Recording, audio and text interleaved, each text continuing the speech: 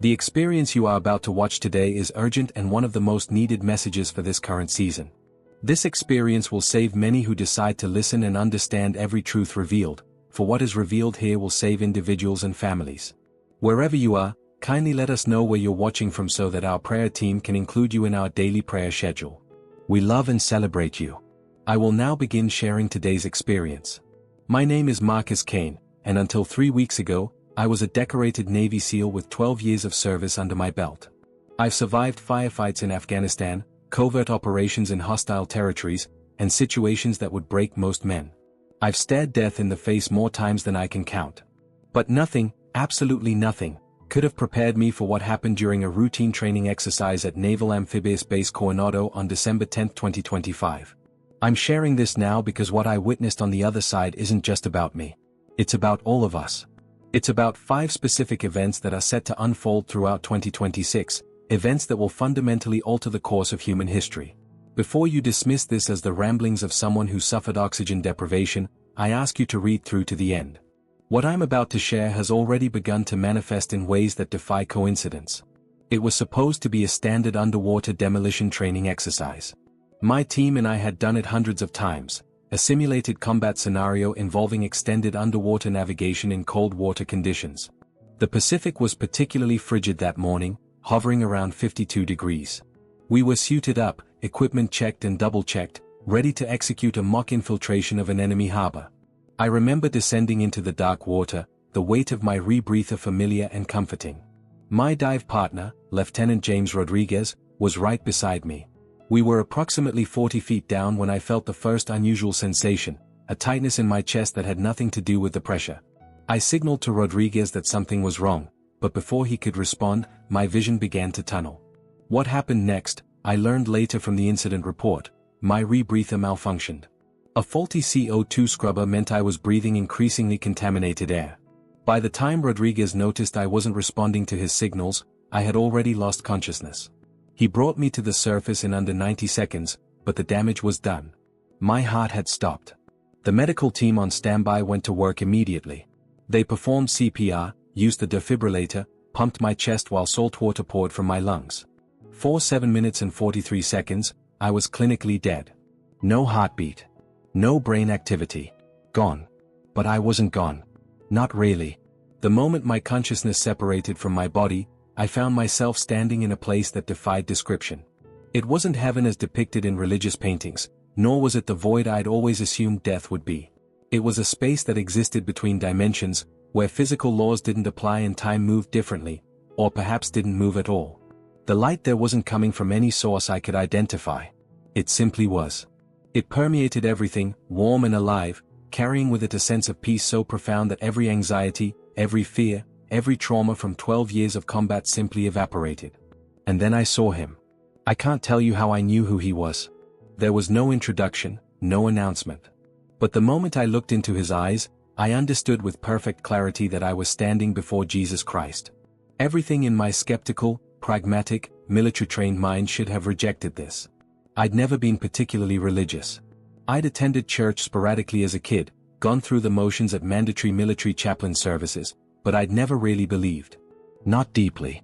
Yet here he was, and his presence was undeniable. He looked at me with eyes that seemed to hold the entirety of my 34 years within them, every mission, every kill, every moment of doubt, every act of courage or cowardice. But there was no judgment in that gaze. Only understanding. His voice, when he spoke, didn't use words in the conventional sense. The communication was direct, mind to mind, but I'll translate it into words as best I can. He told me that my time wasn't finished yet.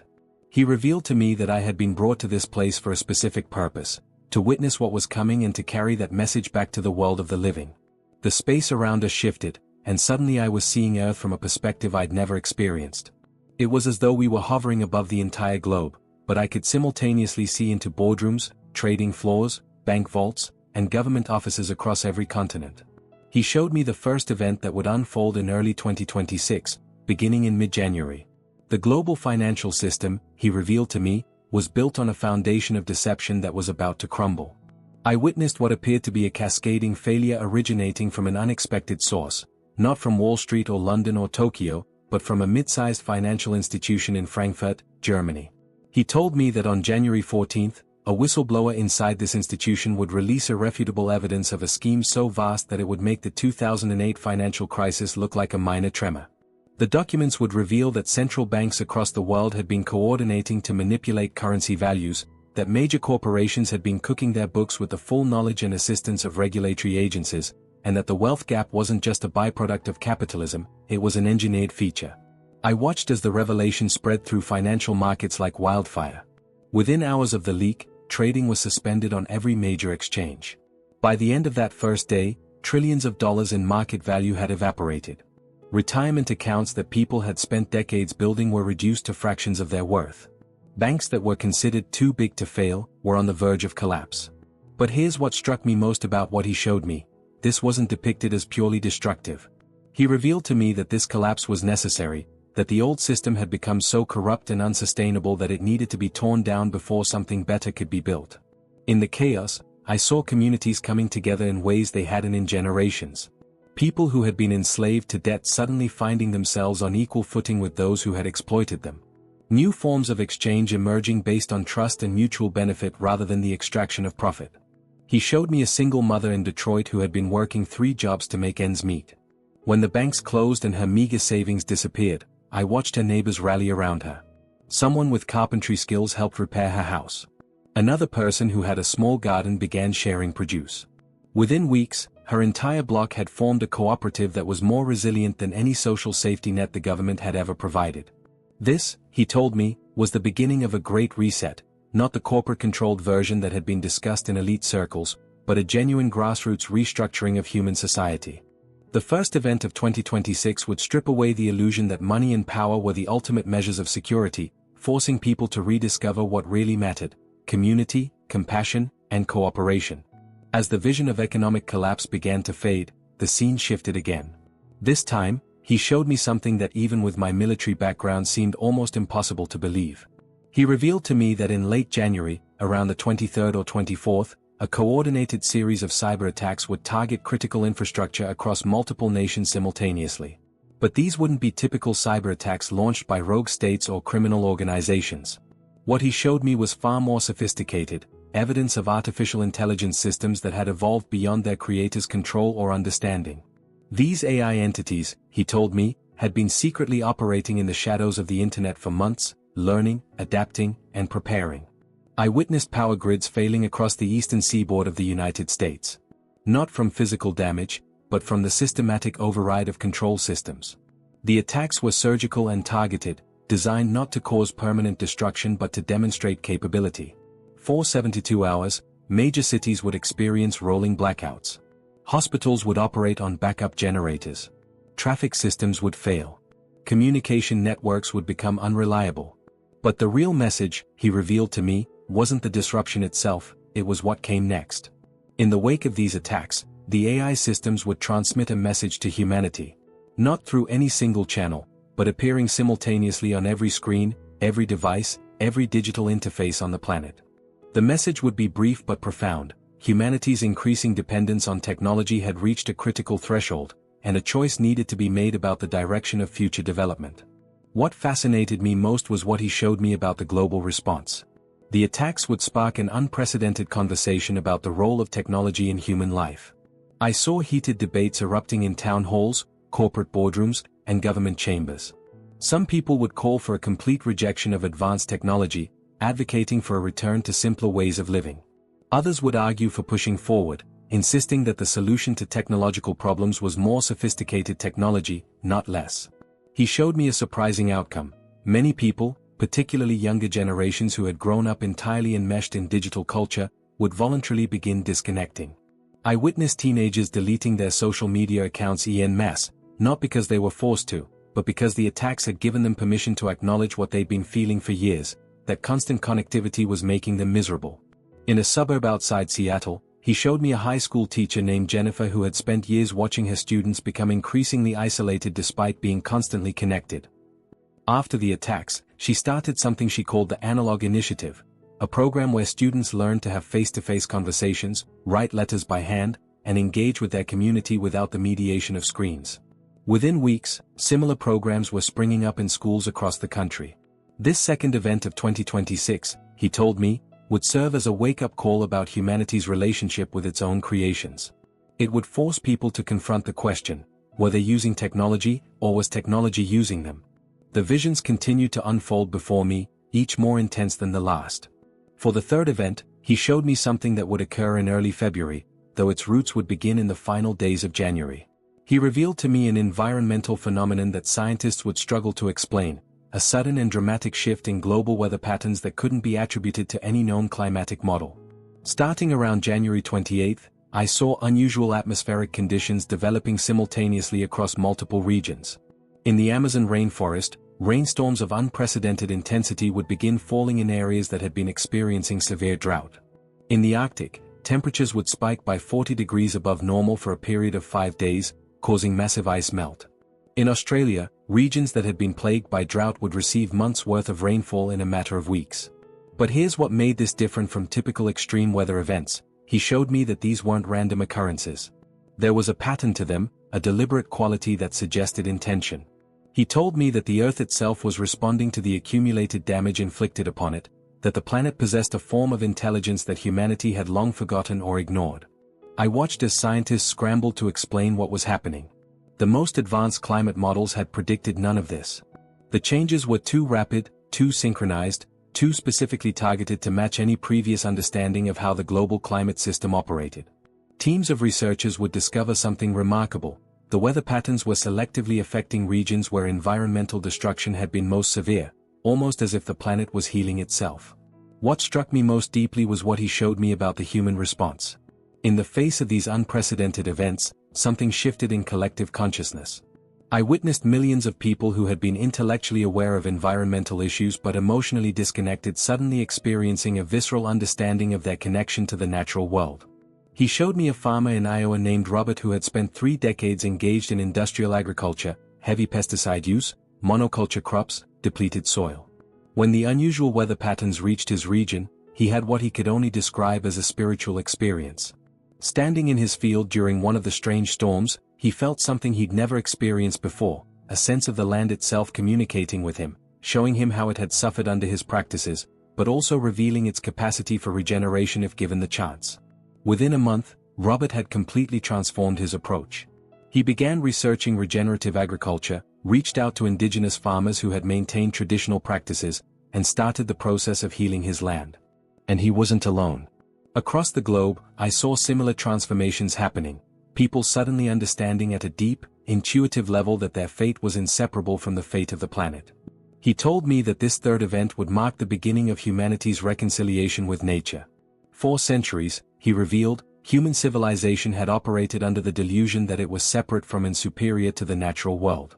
This awakening in 2026 would begin to dissolve that illusion, reminding people that they were part of an interconnected web of life, not its masters.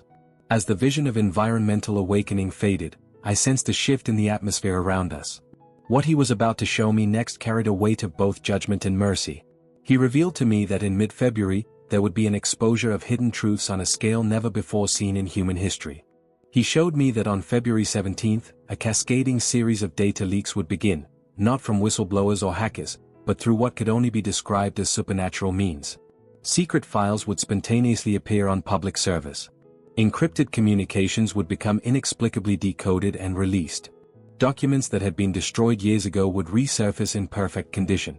The content of these revelations would shake every major institution on Earth. I witnessed government officials being confronted with evidence of their corruption displayed on their own devices. Corporate executives discovering that their private communications about suppressing safety information or manipulating markets had been broadcast to their entire employee base. Religious leaders finding that their hidden abuses and financial improprieties had been revealed to their congregations. But what he showed me wasn't indiscriminate destruction. There was a precision to the exposure, a careful targeting of those who had used their power to exploit and harm others.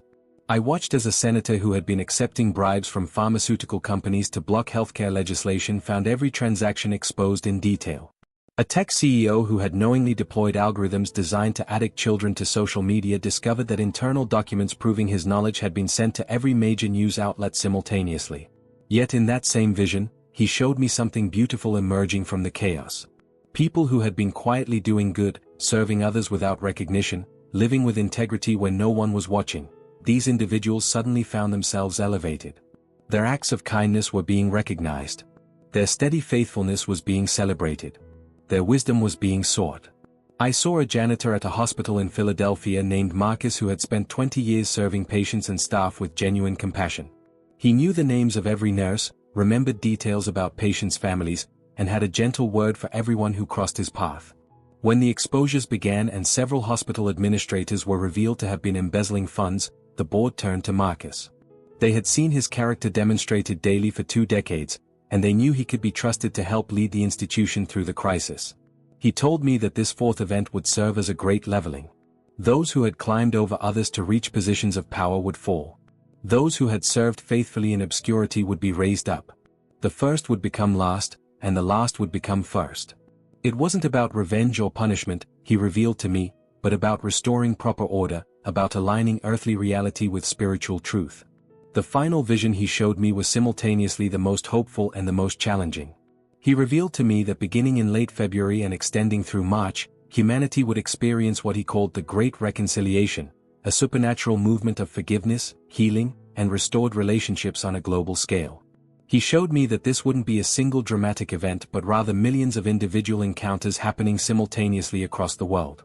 People would find themselves overwhelmed by an inexplicable urge to reach out to those they had wronged or been wronged by. Ancient feuds would suddenly seem petty and pointless. Grudges that had been held for decades would melt away in moments.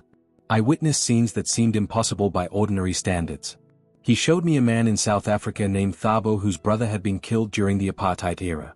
For 40 years, Thabo had carried hatred for the police officer responsible. But during this time of reconciliation, he found himself compelled to seek out this officer, now an elderly man, and discovered that the officer had been carrying crushing guilt for just as long. Their meeting resulted in a forgiveness that freed both of them from prisons of their own making. In Northern Ireland, he showed me former members of opposing paramilitary groups who had spent years trying to kill each other. During this season, they would find themselves gathered in the same room, awkwardly at first, but then beginning to share their stories.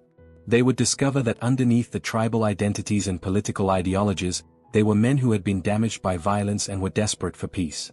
Their reconciliation would spark a renewed momentum for healing in a region that had been wounded for generations. But the reconciliations wouldn't be limited to political or ethnic conflicts. He showed me marriages on the brink of divorce being restored as couples suddenly found the ability to truly hear each other's pain and extend genuine forgiveness. Parents and estranged children reconnecting after years of silence. Business partners who had parted in bitterness finding the courage to make amends. I saw a woman in Texas named Maria whose daughter had cut off all contact with her 5 years earlier.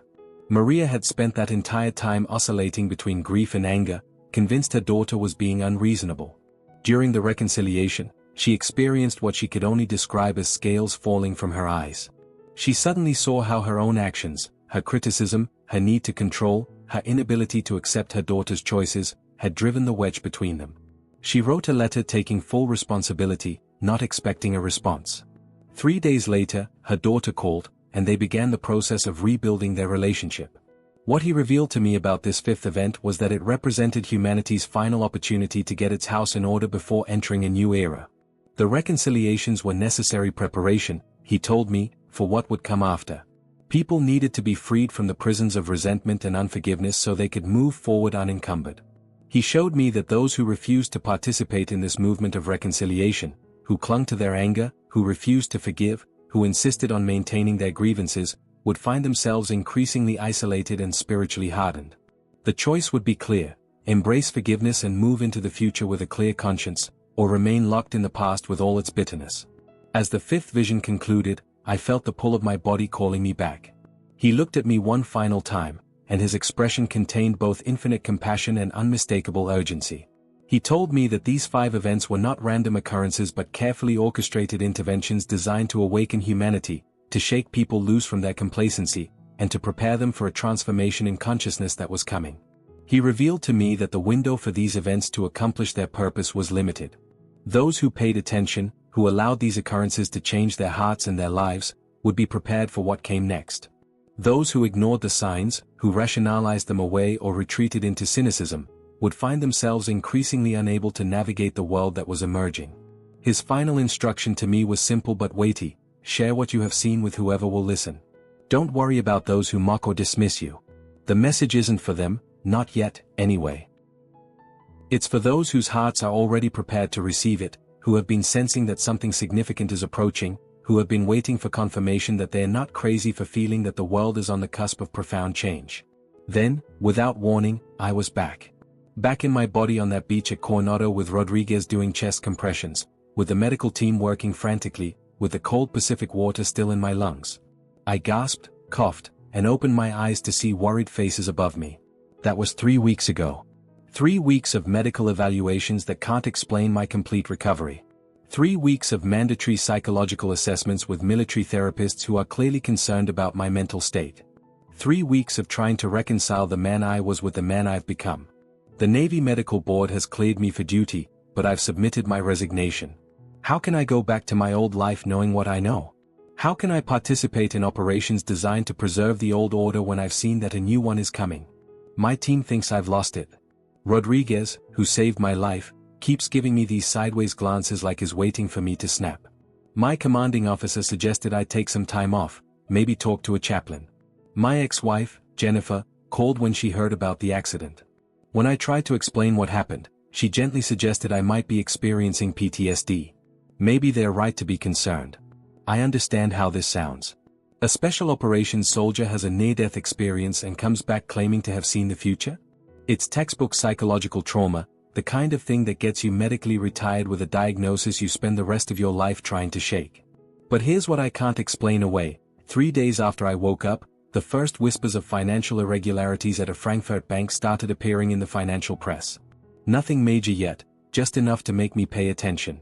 And yesterday, there were reports of unusual AI behavior in several major data centers, systems executing commands that no human operators had issued. I'm not asking you to believe me. I'm not even sure I would believe me if our positions were reversed. But I am asking you to pay attention in the coming weeks. Watch what happens in mid-January. Notice whether a financial crisis emerges from an unexpected source. Observe whether technological systems start behaving in ways that seem beyond their programming. Look for weather patterns that defy scientific explanation. And more than anything, I'm asking you to prepare your heart. Whatever comes, whether it matches exactly what I saw or unfolds in ways I couldn't fully comprehend, the events of 2026 are going to challenge everything we thought we knew about how the world works. The question isn't whether these changes are coming. The question is whether we'll be ready when they arrive. I died on a beach in California, and in those minutes between life and death, I was given a glimpse of what's coming. I've spent my entire adult life in service to my country, learning to assess threats and prepare for contingencies. And I'm telling you now, as clearly as I know how, the greatest threat and the greatest opportunity humanity has ever faced is approaching. The 5 events I witnessed, economic collapse, technological disruption, environmental awakening, exposure of hidden truths, and global reconciliation, aren't endings. They're beginnings. They're the birth pangs of a world being reborn. And whether that rebirth leads to something better or something worse depends entirely on how we respond. I've been trained to complete my mission no matter the cost. And this is my mission now, to share what I saw, to warn those who will listen, to encourage those who are afraid, and to remind everyone that in the midst of whatever chaos comes, there is purpose, there is design, and there is hope. My name is Marcus Kane. I was dead for 7 minutes and 43 seconds. And I'm telling you, get ready. January 2026 is just the beginning.